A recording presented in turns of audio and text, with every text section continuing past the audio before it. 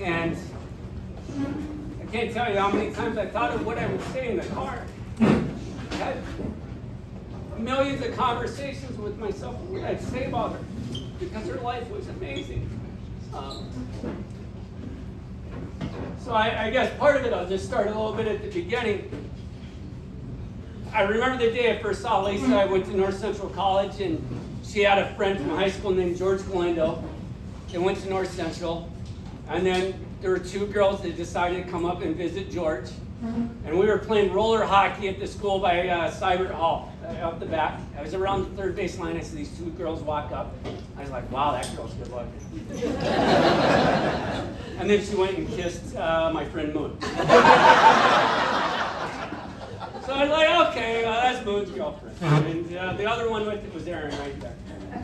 And so for the longest time, never would have thought anything about it. But thank God, Andy decided, he's somewhere in here, that he couldn't go to the Bodines concert one night. We had 4 tickets.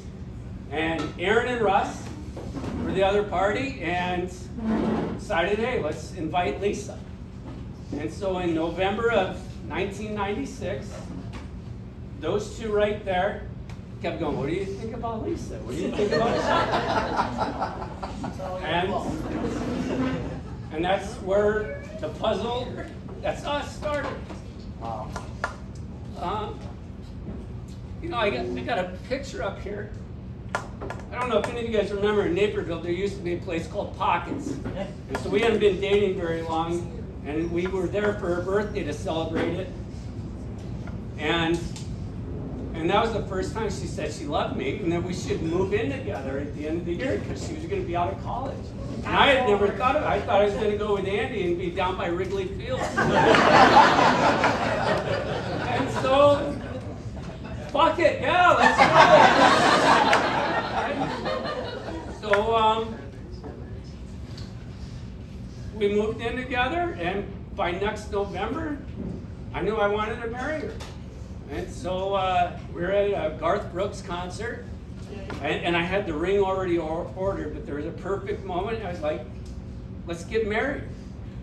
And I think she just thought I was drunk. And she never said anything about it, but then the following week, I'd been working so much and stuff, and she was kind of mad at me because I was getting home late, but I had the wedding ring in my lunchbox.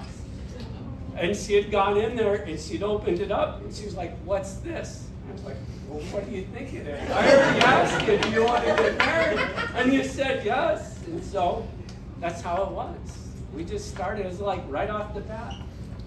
And it's something I sat there and I thought there would be never any way it would happen, because it wasn't right then when I first saw her.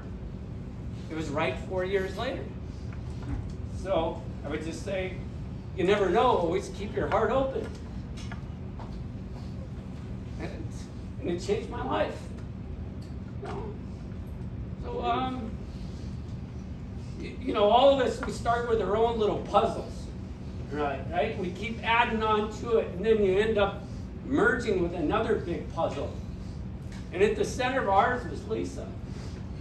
And it will continue to get bigger and add on as we add on daughter-in-laws and son-in-laws and grandkids, and at the center of it, a piece will be missing, but we'll know it's still there because we'll see the shape and the size and the contour of it.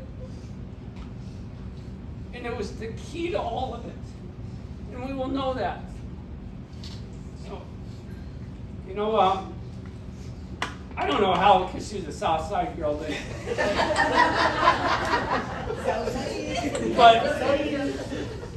but she was up for an adventure, and so she, going out in the wilderness, that was probably going down to the park, and so when I said, let's go do hiking and stuff, she was all for it.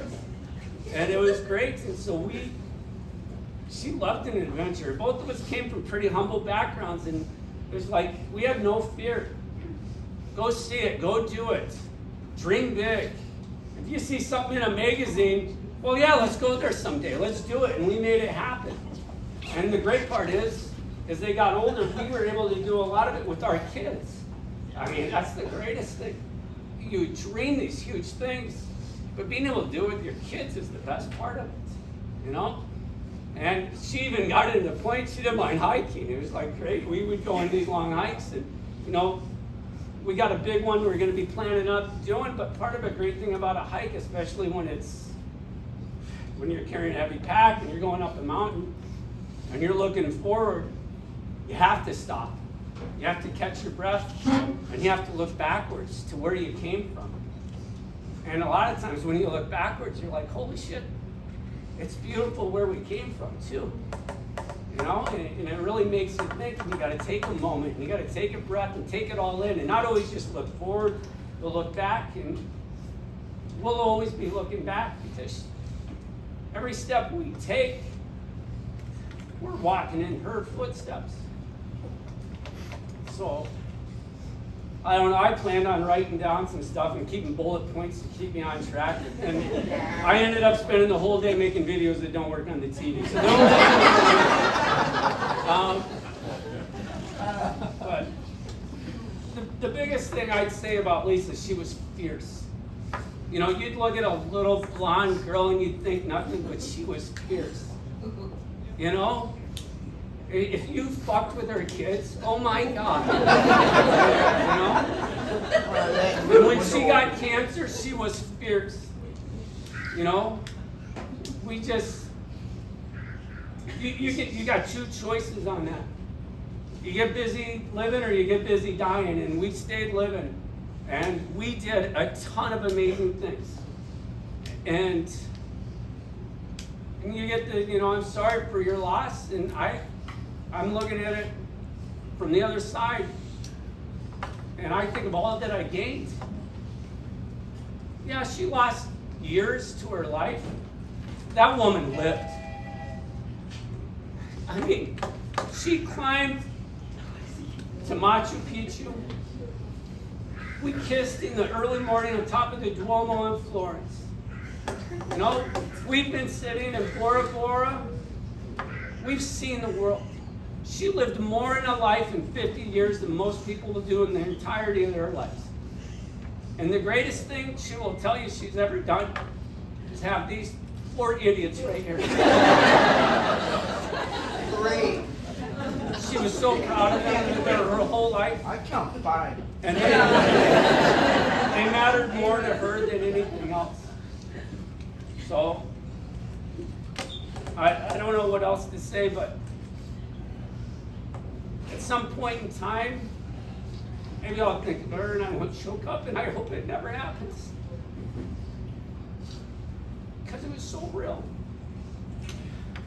The majority of my adult life, the best part of my adult life, was because of her.